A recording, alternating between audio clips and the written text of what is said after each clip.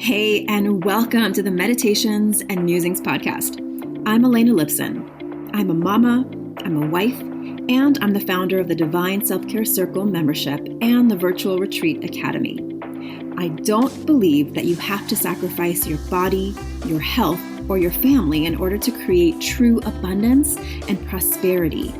I believe in living based on the divine feminine metrics of success, and these include pleasure, play, ease, grace, and a slower pace. Each week, I'll bring you 1 to 2 new episodes. One of these will be a guided meditation that you don't have to do on the meditation pillow, and the other will be a conversation to help you access your inner wisdom, to ignite abundance, and inspire others to do the same. I invite you to join me on this journey back to the magic of a divinely aligned and well cared for you. And now, join me for today's episode. Welcome back to the Divinely Aligned podcast. Before we get into today's topic, what to do when you don't know what to do, I want to invite you to my upcoming Masterclass, which is happening this week on April 21st at 1 p.m. Pacific time. The Masterclass is called Rewrite Your Relationship with Money, 3 Steps to Embody Your Money Story and Claim Your New Wealth Identity.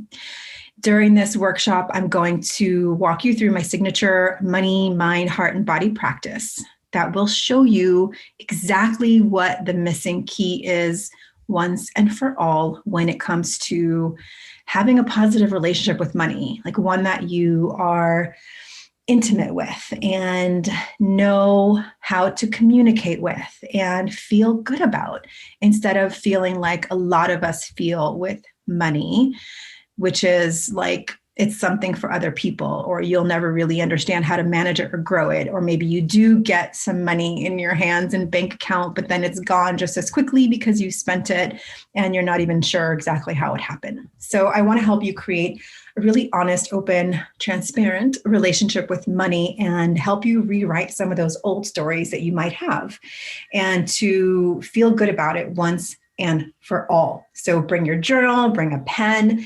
And if it's past April 21st, when you're listening to this, check out the link in my bio on Instagram at Elena_Lipson and see there should be a recording there for you.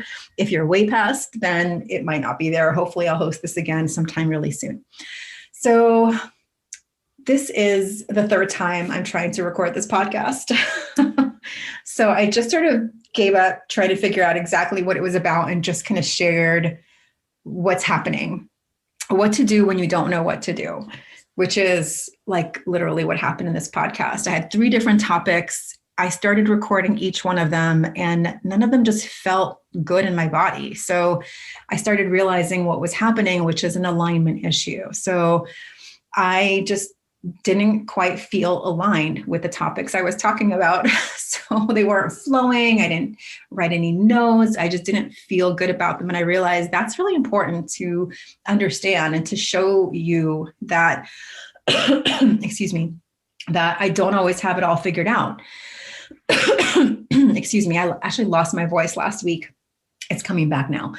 And that sometimes we just need to let go of trying to over-engineer, overthink, and overcomplicate what it is that we want to do. And instead go back to really understanding that sometimes when we're not clear, action is not the right thing. In some circumstances, action will bring you clarity, but there's times where you just feel misaligned with what you're doing. And it really creates kind of a weird, messy middle moment, which is weird in that we're not taught to have messy middle moments.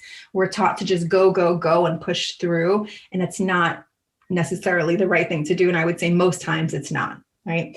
Sometimes we just have to pause and to look around and ask, what does my body need right now? What am I missing? Maybe I need to go for a walk in nature. Maybe I need to just do something totally different. What is possible if I let go of how I thought it should be, right? And just allow yourself to be a clear, like almost a receiver for sort of intuition and divine guidance. and not to over-engineer so much, right?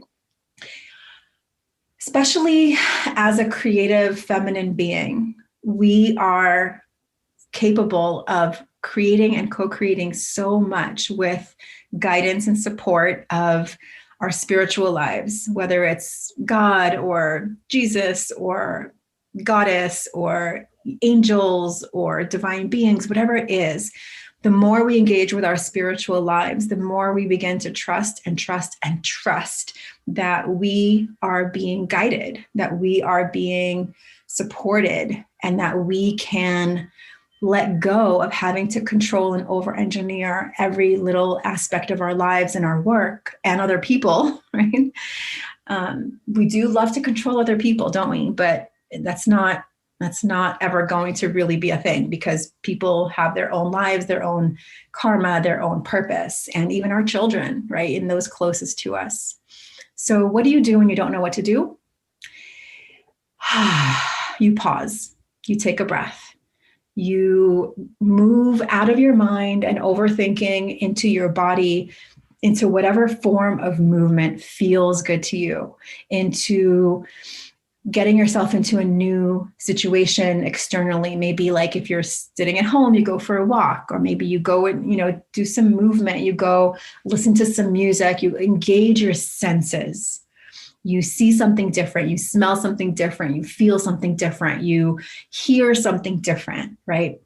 You change your external circumstances, you can change your the way you're working. Sometimes when I'm writing, a change of scenery does like wonders for me. Like one of my favorite places to write is this amazing hotel in town, with a beautiful lobby with tables overlooking the water.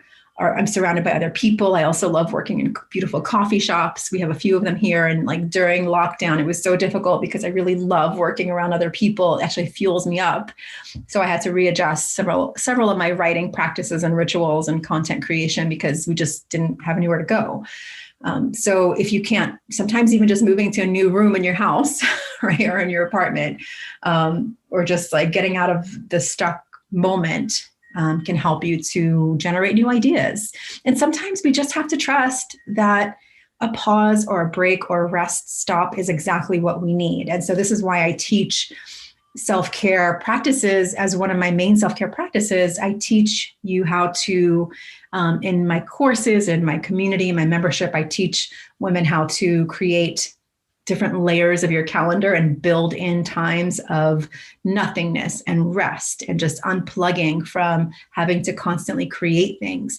And it could be very challenging for someone who is actually really like a constant creator and has new ideas all the time. You feel like you constantly have to be creating something, but that can also be a ripple effect of this sort of masculine society that we live in that's constantly telling us to go and do and have more, versus just be and rest and follow your intuition, right? Like we don't get that a lot unless you're in the spiritual world of like online coaching or spirituality and personal development. But even then, it could still have this weird layer of productivity and measuring everything we do against some return on investment of time and money and energy, right?